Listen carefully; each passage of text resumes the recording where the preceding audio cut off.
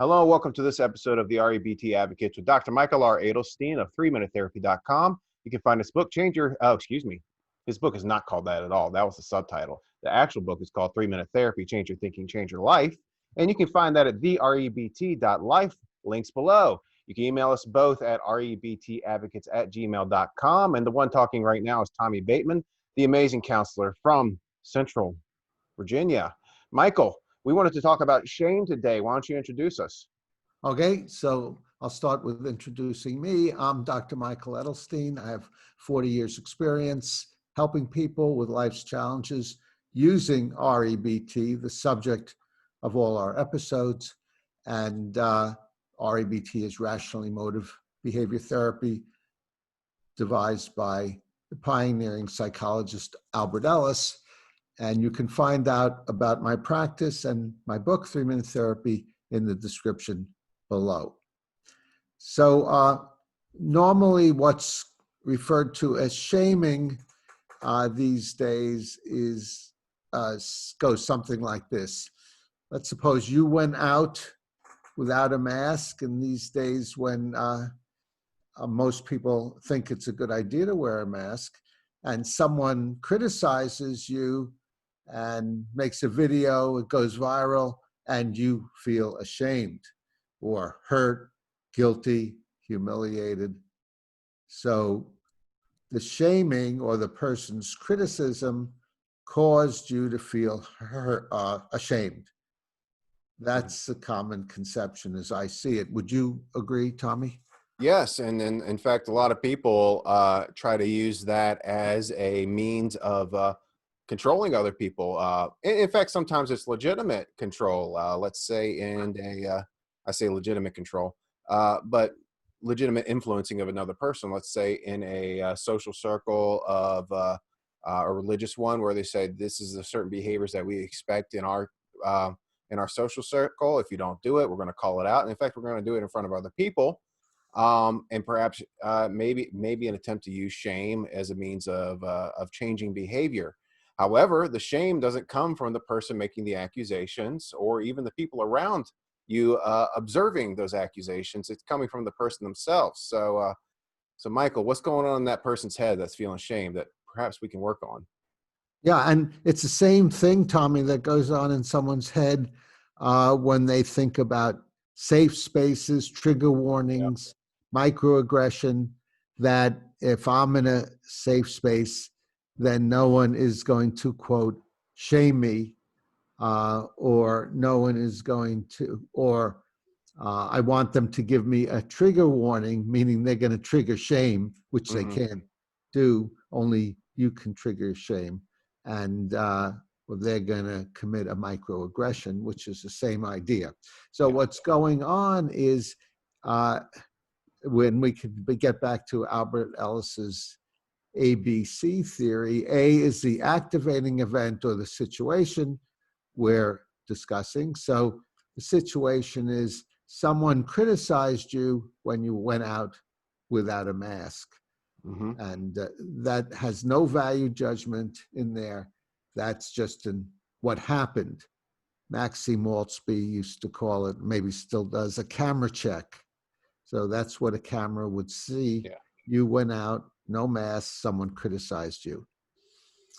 But then at B, you told yourself something, as Tommy is implying, and that is, it was a belief. B is the belief that you had in your head that led you to feel ashamed. At C, your emotional consequence.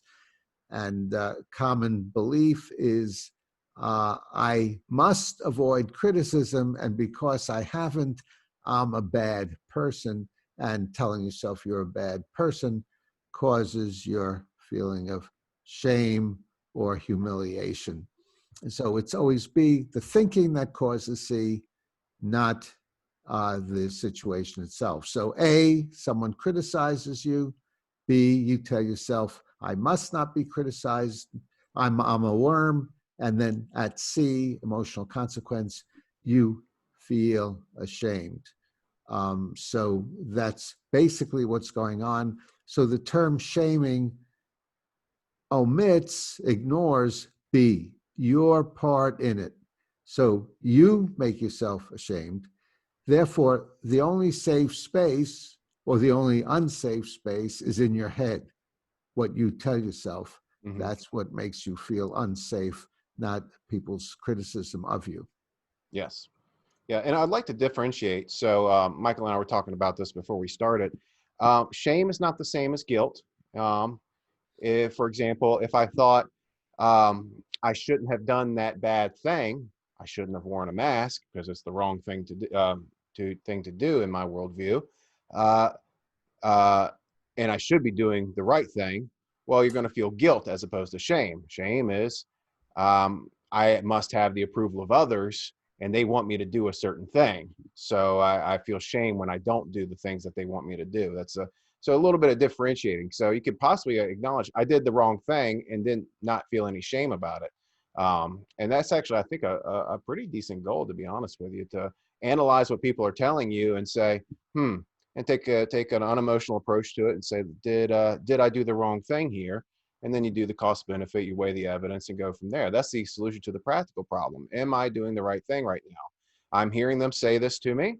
I'm not feeling shame about it because I just don't see that as necessary, but I do listen and go, am I doing the right thing?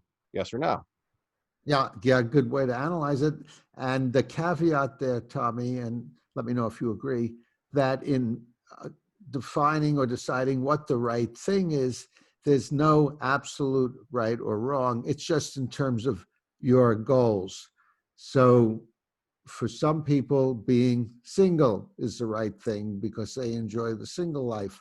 For other people, having a partner or getting married is the right thing because they enjoy being partnered. So it's not the right thing with a capital R, but the right thing based on your subjective values. Is that Yeah. right, Tommy? Well, yeah, of course, I'm religious, so I think there is a realistic objectivity to moral values, right and wrong and whatever. But when it comes to practicality and on the human level, yeah, it's absolutely subjective. So we're going to do what we can. Yeah, right. So my conclusion, and I think yours, Tommy's, is refuse to make yourself feel ashamed, no matter what others say or think. Hmm. Their opinions don't have the power to diminish you as a person.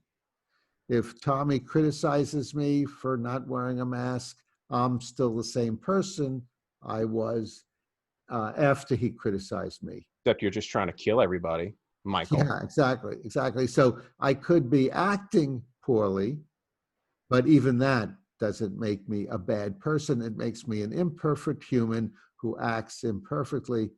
And really, that's the bottom line with the shaming idea. All you are is an imperfect human who acts imperfectly. You're fallible, you're flawed. We all are. And so sometimes you'll act poorly, and sometimes people will criticize you. Whether people love you or hate you, or you do well or you do poorly, you're still the same imperfect human who could unconditionally accept yourself and considerably enjoy life.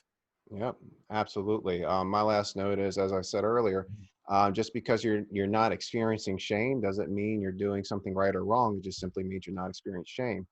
When I say let's not feel shame about things, it's not even me endorsing the behavior that you were doing, right?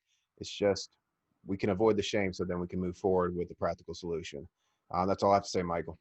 Okay, great, great. And that's all I have to say.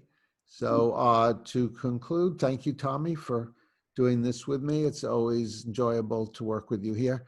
And for you viewers, suggest subjects that you'd like us to discuss. Volunteer if you'd like to be on an episode with us where you can discuss a problem or discuss some REBT concepts with us. We're always happy to have someone have a guest. Comment below or disagree below, ask questions, support us on Patreon. That would be lovely. Give us a like and subscribe to the REBT Advocates to stay on the rational side of life.